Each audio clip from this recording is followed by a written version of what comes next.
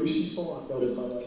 Les entrepreneurs prennent des risques, ils investissent, mais il y a une vraie concurrence déloyale sur les marchés.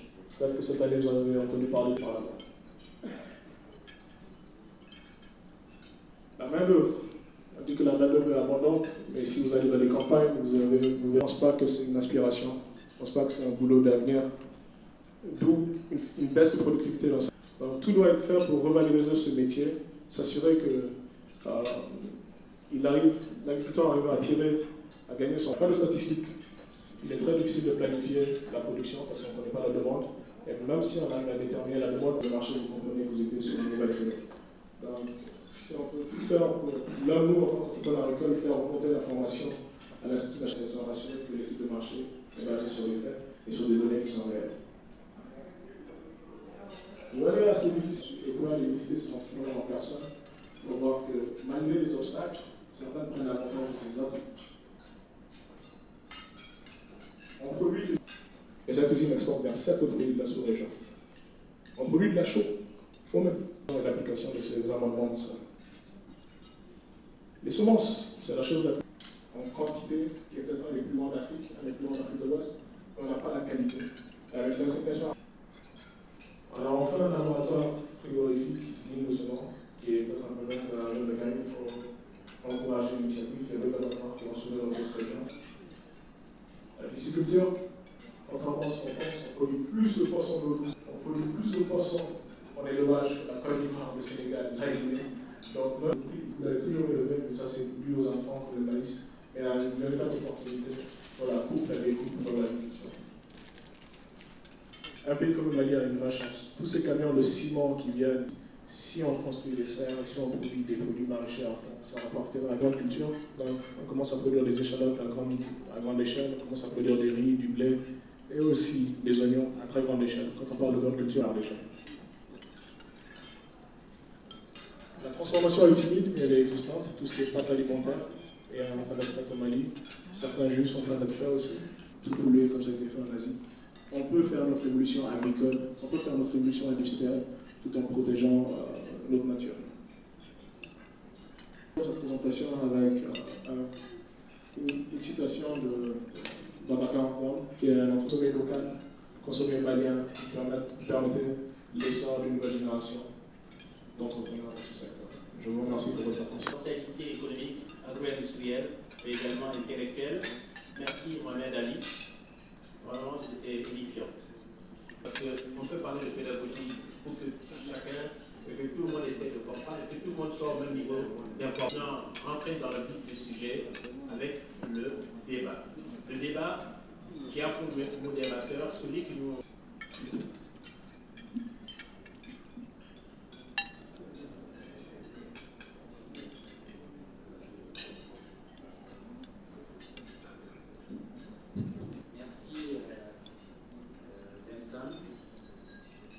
Je voudrais rectifier, c'est pas moi qui le sois, c'est le président. Désolé, je parlais du lieu. Le président de l'EAO et le monsieur. À la suite du président de l'EAO, je voudrais aussi vous remercier. L'EAO m'a demandé de modérer ce débat, ce que je vais essayer de faire représentant des pouvoirs publics. Des banquiers, je crois, a voulu faire l'école buissonnière. Mais il est quand même venu dans la présentation que vous avez regardée ce soir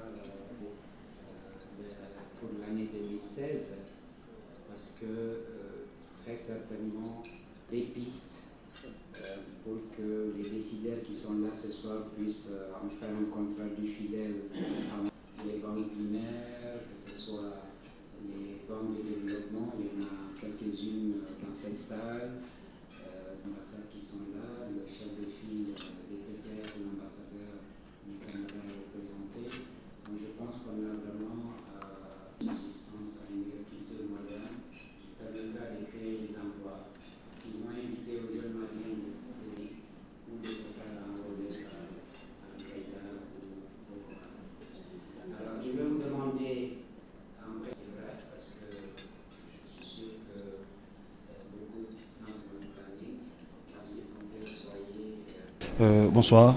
Pouvez-vous vous présenter s'il vous plaît? M. Oud Babi, président du REAO Mali. Alors, M. Babi, quel est le bien fondé de la rencontre de ce soir? Comme vous le savez, le REAO est une organisation patronale au Mali, composée d'une trentaine de membres. Notre objectif essentiel aujourd'hui, c'est vraiment contribuer à l'amélioration de l'environnement des affaires. Alors,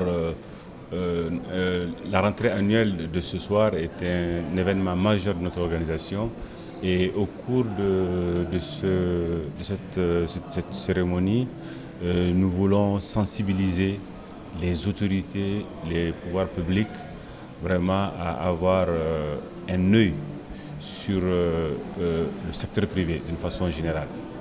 Et d'une façon particulière aussi, nous souhaiterons aussi attirer l'attention sur les grands problèmes, les grands défis auxquels notre pays est confronté en général et particulièrement le secteur privé. Et c'est dans ce cadre-là que nous avons initié ce soir ce thème potentiel agro-industriel du Mali.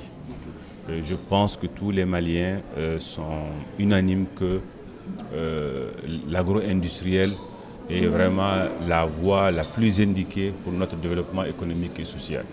Aujourd'hui, quand on parle de création d'emplois, je pense que c'est le problème de tout le monde d'abord, c'est le problème numéro un.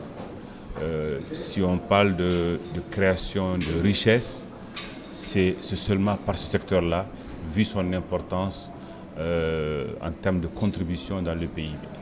Donc c'est ces raisons-là qui justifient votre choix de choix. Exactement. Et nous espérons que, au sortir de ces débats, les réflexions, les autorités et les pouvoirs publics que nous avons invités seront sensibilisés à cette question-là et en vue de prendre d'une façon beaucoup plus renforcée cette question. Monsieur le Président, nous avons constaté dans la salle qu'il y a les représentants également des partenaires techniques et financiers. Alors, qu'est-ce que vous attendez concrètement de ces partenaires? De la même façon que nous voulons sensibiliser les autorités, nous voulons aussi sensibiliser les partenaires des pouvoirs publics qui sont ces partenaires techniques et financiers, pour que ensemble nous pouvons développer ce secteur-là par lequel nous sommes convaincus que nous pouvons développer notre économie. La présentation qui vient d'être montrée tout de suite a porté sur quoi? C'est essentiellement les potentialités, et tout le monde connaît nos potentialités. Aujourd'hui, le Mali est un grand pays agricole avec des potentialités, traversé par 2 fleuves. Donc il y a des énormes potentialités qu'on a mis en avant. On a mis aussi les contraintes qui sont là, qui font que les choses n'avancent pas comme on le souhaite. Nous pensons qu'ensemble, secteur privé et secteur public, nous pourrons trouver des solutions à ces obstacles-là. Aujourd'hui, au-delà de cette activité, est-ce qu'il y a d'autres initiatives en vue pour booster un peu ce secteur? Si. Nous pensons que notre rôle, REAO, c'est vraiment sensibiliser d'abord les décideurs publics et toute la population malienne. Nous allons continuer, nous allons traduire cette conférence, du moins continuer cette conférence, ce débat-là, sous forme de conférence ouverte au grand public, pour que tout le monde comprenne qu'aujourd'hui, notre développement devrait passer obligatoirement par l'agro-industrie. Je vous remercie, Monsieur le Président. Merci. Merci. Bonsoir, Monsieur le Ministre. Bonsoir. Monsieur le Ministre, tout d'abord, quelle lecture faites-vous de cette initiative de REAO? Cette initiative du REAO est tout à fait heureuse pour moi et je la salue. Parce que l'agro-industrie est au cœur de la stratégie de développement de notre pays. Et au niveau gouvernemental, vous n'êtes pas sans savoir que le gouvernement a consacré plus de ressources à l'agriculture qu'aucun gouvernement n'a jamais fait dans ce pays. Donc pour nous, c'est une priorité majeure. Alors, Monsieur le Ministre, vous êtes là aujourd'hui sollicité par le REAO. Ils attendent beaucoup de vous, également des partenaires. Comment est-ce que vous comptez accompagner ces réseaux? Je dois vous dire que j'ai écouté les exposés avec beaucoup d'intérêt. L'exposé du président du REAO, je me suis senti beaucoup interpellé et je pense que toute élite de ce pays devrait se sentir interpellée par ce discours qui dit essentiellement ceci. Le Mali importe jusqu'à peu près 200 milliards de produits alimentaires chaque année 50 ans, plus de 50 ans après notre indépendance. Et dans ces 200 milliards, vous avez jusqu'à 1 milliard d'oignons. Nous importons des oignons chaque année jusqu'à 1 milliard. Je me suis senti très interpellé. Mais immédiatement, un film est passé qui montre aujourd'hui qu'il y a des jeunes entrepreneurs maliens qui sont en train de faire des miracles dans le domaine de l'agriculture. Je me suis senti rassuré et ce modèle d'agriculture, je pense que est le devenir de notre agriculture moderne. Et je peux vous assurer d'une chose, la transformation de l'agriculture, du modèle que nous connaissons aujourd'hui en véritable agro-business, est au cœur du futur du Mali. Et le REAO l'a montré à travers des exemples que nous avons eus ce soir. Alors, monsieur le ministre, en tant que ministre des Investissements, quel conseil avez-vous aujourd'hui à l'endroit des entrepreneurs en général? Le conseil que j'ai à leur égard consiste à dire que notre pays regorge d'opportunités intéressantes, rentables en matière d'agro-business. Cela est connu, je n'insisterai pas dessus.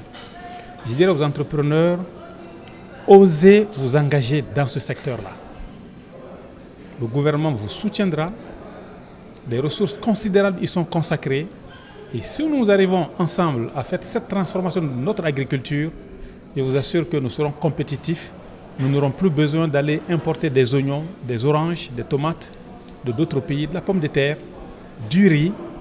Nous avons tout dans ce pays pour réussir notre autosuffisance alimentaire dans ce domaine-là. Je vous remercie, monsieur le ministre. Merci beaucoup.